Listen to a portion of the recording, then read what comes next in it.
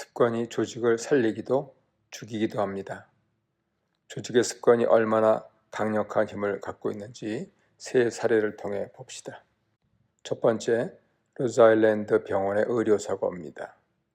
미국 최고 수준의 병원에서 86세 노인이 뇌출혈로 응급수술을 받던 중 의사가 뇌의 반대편을 절개하는 치명적 실수를 저지르고 결국 환자는 사망했습니다. 문제의 원인은 단순한 개인 실수가 아니라 병원 전체에 자리 잡은 파괴적 조직 습관이었습니다. 어떤 나쁜 습관들이 있을까요? 의사와 간호사의 갈등, 무시와 적대감, 위험을 알면서도 침묵하도록 만드는 문화, 안전 절차를 형식으로만 여기고 지키지 않는 분위기, 부서 간 책임 회피, 문제를 제기하면 불이익이 온다는 공포. 이런 왜곡된 평화, 휴전 속에서 결국 중요한 순간에 아무도 책임있게 행동하지 못했고 조직의 잘못된 습관이 환자의 생명을 앗아갔습니다. 사무엘상 13장 15장을 보면 사울 왕의 습관이 이스라엘을 위기로 몰아버리는 예가 나오지요. 사울은 처음에는 겸손했지만 시간이 지나며 서둘러 제사하고 불순종이죠. 하나님 명령을 부분적으로만 순종하는 습관을 갖게 되었습니다. 그의 반복되는 작은 불순종은 결국 나라 전체를 위기로 몰고 갔습니다. 작은 잘못된 습관이 개인뿐 아니라 공동체 전체를 위기로 몰아넣는 것입니다.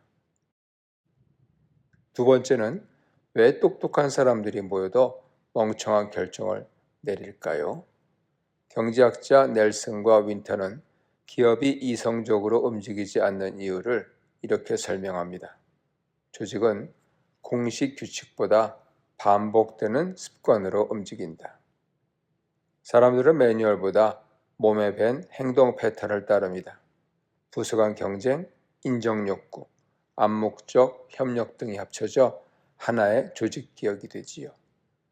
이 습관은 평소에는 회사를 굴러가게 하지만 위기 상황에서는 오히려 최악의 결과를 만듭니다.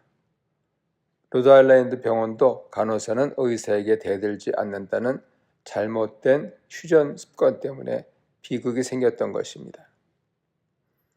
사사기의 예는 이스라엘의 반복된 악습을 여실히 보여줍니다.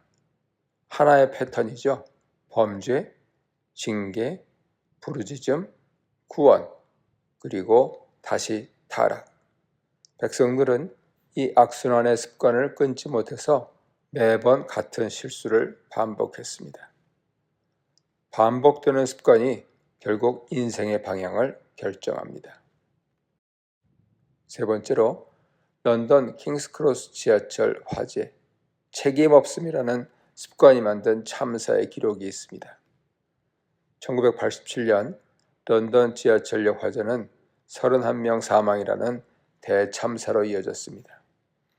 사고가 커진 진짜 이유는 직원들이 자기 업무 외의 일에는 절대 개입하지 않는 습관, 부서 간 철저한 구획, 누구도 전체 책임을 짊어지지 않죠?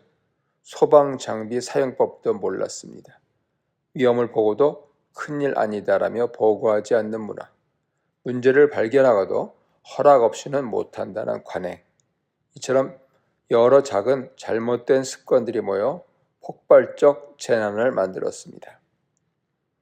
사무엘하 11장에 보면 다윗 왕의 죄가 나오죠.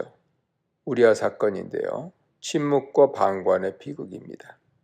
왕의 잘못을 알고도 아무도 말하지 않는 분위기, 그리고 요압과 신하들의 이러한 침묵은 결국 무고한 사람, 더구나 용사의 죽음으로 이어졌습니다. 책임을 회피하고 침묵이 반복되는 공동체는 결국 큰 재앙을 맞습니다. 그렇다면 습관을 어떻게 바꿀 수 있을까요? 위기를 기회로 만드는 리더십입니다. 로즈아일랜드 병원은 반복되는 의료사고가 사회적 비난을 일으키자 혁신을 시작했습니다. 위기가 조직 습관을 바꾸는 황금 기회로 삼은 것이죠. 모든 수술을 하루 연기하고 전체 직원 재교육에 들어갔습니다. 팀워크와 중간 확인 절차를 의무화했습니다. 수술 상황의 비디오 기록과 익명 보고 시스템을 도입했습니다. 간호사, 의사 공동 책임 구조를 도입한 결과 새 수칙 시행 후 단 한 건의 의료사고도 발생하지 않게 되었습니다. 느헤미야 1장부터 6장에 느헤미야의 위기관리가 나오지요. 예루살렘 성벽이 무너졌다는 위기 속에서 느헤미야는 문제에 직면합니다. 하나님께 기도합니다. 사람을 세우고 역할을 분담합니다. 규칙을 정립합니다. 외부의 방해를 차단합니다. 이를 통해 공동체의 일상 습관과 조직 문화를 완전히 새로 바꾸었습니다. 하나님 사람의 리더십은 위기를 새로운 습관을 만드는 기회로 삼을 수 있는 것이죠. 오늘 이렇게 적용 질문해 보세요. 나는 어떤 잘못된 습관으로 공동체에 피해를 주고 있는가?